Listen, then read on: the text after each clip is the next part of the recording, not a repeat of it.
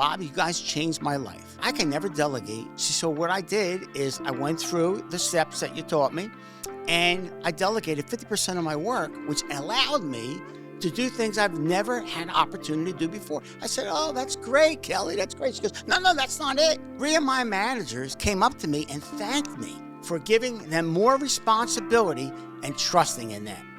That was a bonus, okay? And that's engage and empower. That's how it all works. Welcome to People at Pyramid, a weekly podcast that introduces you to your fellow Pyramid Club members. My name is Vince Quinn, the Content Studio Director, and I'm here to showcase the stories of your fellow members, explore the ways that they can help you and your network, and make it easy for you to connect. With that, let's meet our next member. Hi, my name is Bob Zecca, co-founder of Covert Leadership Training. Okay, and one, you don't strike me as a covert guy. You're easy to spot and identify.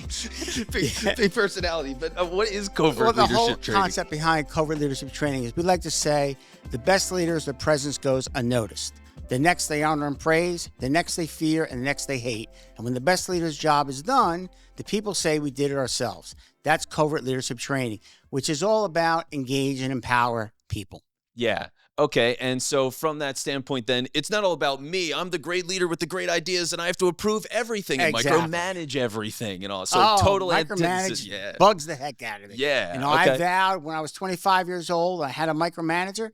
I said, if I ever when I got into a leadership position, I would never be a micromanager. You know, we're all I'm task oriented.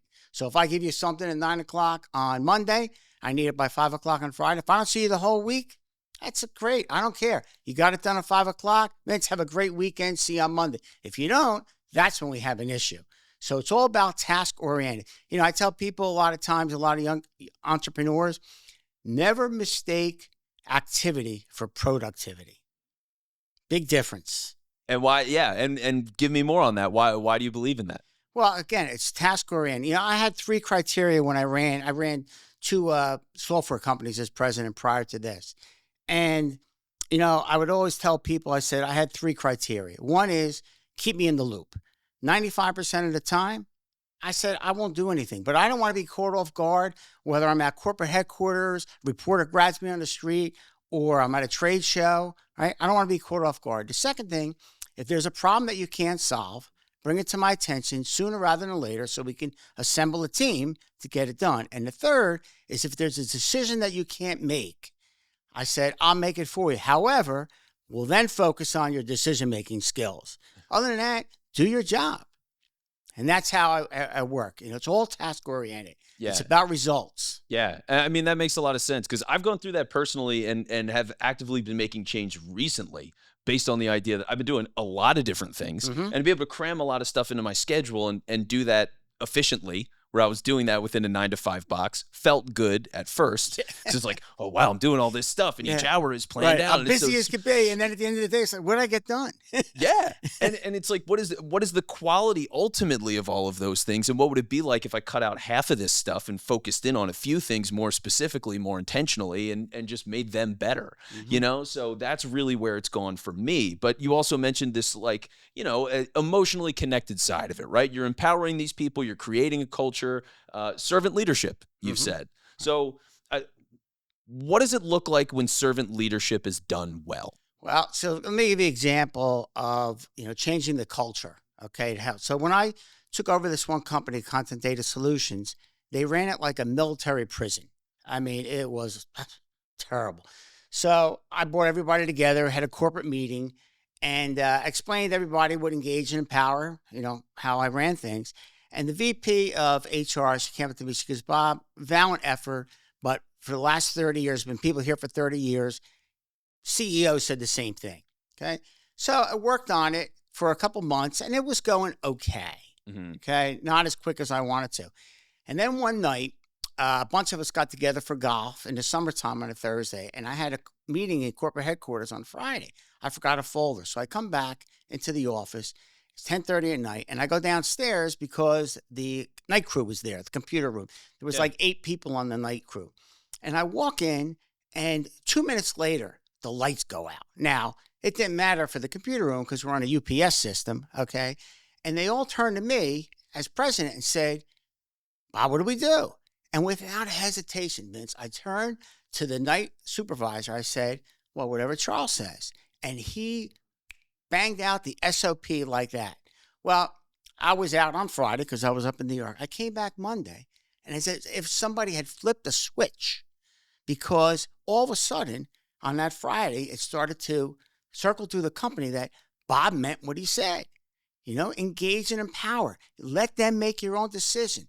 That's how it works, okay? I give you the tools to get things done, okay? You're your own boss, okay? You run a staff, okay? That's you. You need help, come to me. Like I said, vision, strategy, and culture. Yeah, I mean, they're the people that are doing the work. They understand the day-to-day nuances, the strengths of their team and the weaknesses and how they work together and all the things that go into it, right? Like, exactly. That should be how it works. And that's how I've looked at it, because like from that standpoint of when you look at successful people and businesses that scale and all of that, it is that idea of how does it scale if you're doing everything, right? Like, yeah, well, we talk a whole section we talk about is delegation.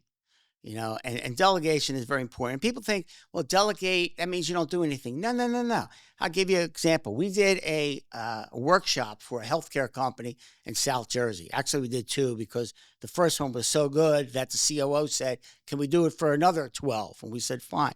So this woman comes up to me at the second, or the beginning of the third session, because we run 4 hours once a month apart. And the reason we do that is so that you're able to experiment and do a couple things that we do. I've been to so many seminars or workshops where they throw stuff up on the board, and then after 4, you're gone. It's like, okay, now what? Yeah. I have a question. So she comes up to me in the beginning of the third session, and she says, Bob, you guys changed my life. Over dramatic? Of course, right? I said, how so?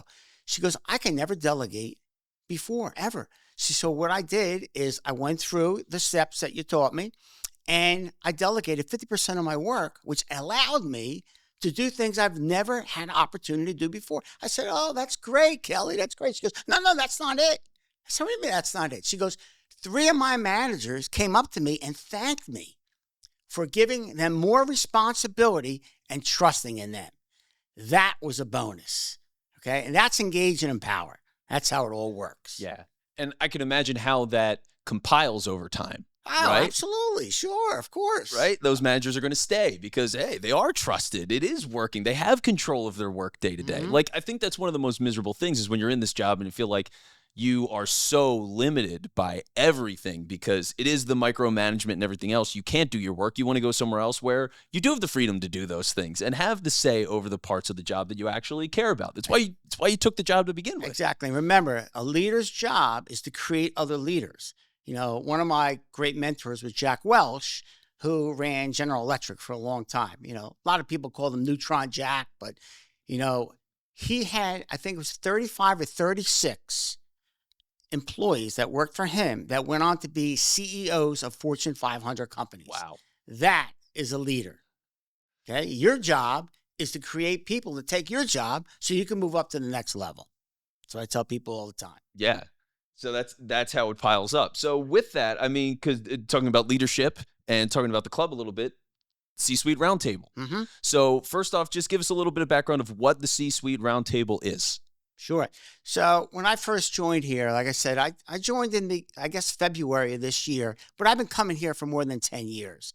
I used to run the private equity subgroup organization called GPSEG. Now it's called Beacon. And we had most of our meetings here, at the Pyramid Club. And I've been to a lot of events, from that standpoint.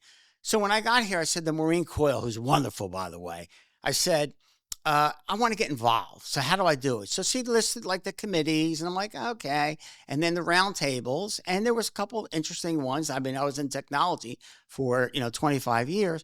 I said, is there a CEO roundtable? Like a mastermind or a Vistage? And she says, it's funny you asked that. They've been wanting this for 6 years, but nobody would step up to the plate. I said, I'll do it.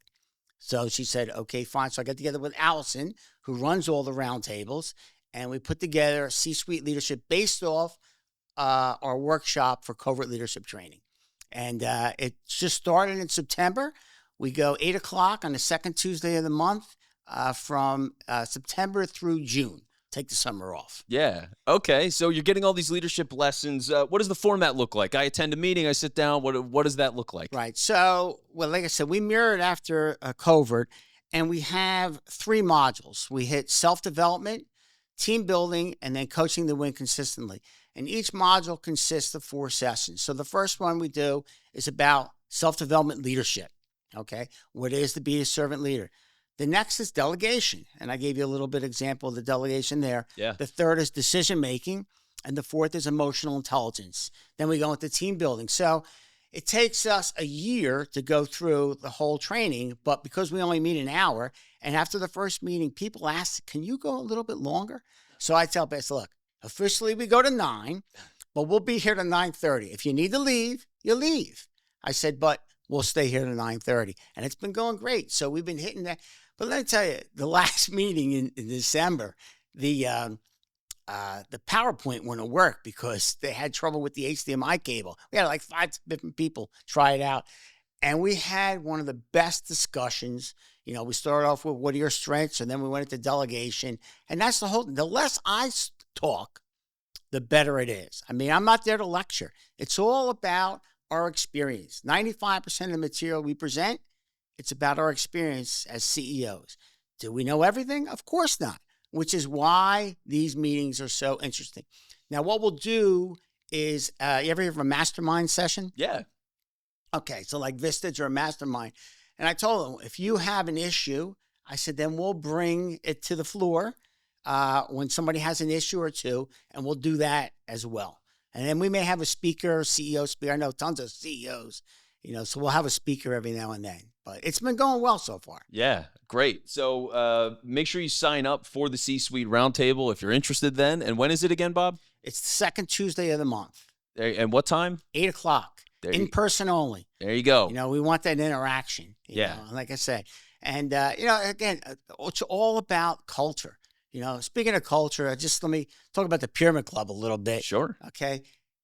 It's a phenomenal culture here. And let me tell you, it starts by when you walk up the stairs and you see Regina welcoming you with a smile from ear to ear. And it's almost like, remember the series Cheers? You know, where you walk in, everyone's, hey, Norm, how you doing?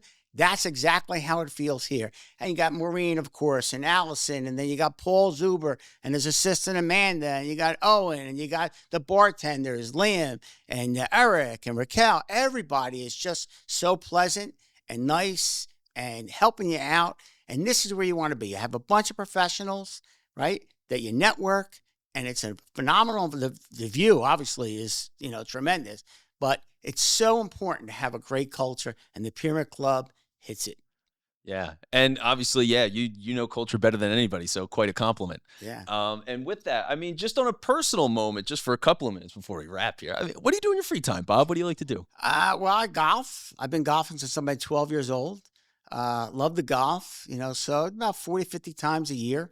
You know, I'm in a Wednesday group, so we go out up and down the 422 corridor. I day trade, you know, which I got into. A buddy of mine used to run the Susquehanna Investments, which is a big firm in Philadelphia. Took me on the floor of the stock exchange in 1992 and caught the bug. And I never had the time to do it. I said, but let me give it a shot. And it's educational, but it's fun. So, yeah. You know, doing that. And I work out a little bit. I row. I used to do rowing with the place called Row Zone around here. So you got to stay active, and I got to do as best I can. Yeah. I'm not a spring chicken anymore, but I used to work out on the main line with the HIT classes, high intensity interval training. So yeah, that's kind of how I keep busy. Okay, got it. Well, a lot of things going on, and so appreciate you. I mean, just giving us a background on all of this, because like I'm totally with you on the idea of the approach to leadership, the culture building, what it takes to have a successful environment. Because I've been in bad environments. I know what those look like. I know how stifling it can be. And when you see like that idea of, hey, we've built a place where other people can thrive and become CEOs at other companies. I mean, what better endorsement of what you're able to do? Correct. You know, so yeah, when you think about, and just on that personal level, the kinds of relationships that you can build, the success that you have, like just the quality of life day to day, essentially, the way that all compiles together, like that's what it's all about. It's just treating people well. You nailed it. So no, you nailed it. So thank you for coming on the show, Bob. Thanks a lot, Vince. I appreciate it.